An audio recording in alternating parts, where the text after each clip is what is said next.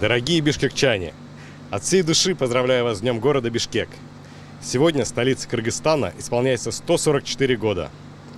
Этот праздник объединяет не только жителей города, но и тех, кто считает его своей родиной, кто чувствует сопричастность, находясь даже за сотни и тысячи километров. Сегодня я работаю в космосе, и со мной на борту Международной космической станции находится флаг моего родного города. Для меня огромная честь и радость поздравить бишкекчан с днем рождения города Бишкек. Из космоса хорошо видно, что город преображается. Строится новое жилье, школы, детские сады, ремонтируются дороги и благоустраиваются скверы и парки. И в этом заслуга всех горожан, которые созидательным трудом воплощают в жизнь эти проекты. Желаю бишкекчанам крепкого здоровья, благополучия и профессиональных успехов.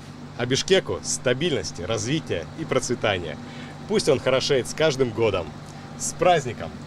Космонавт Роскосмоса Сергей Корсаков.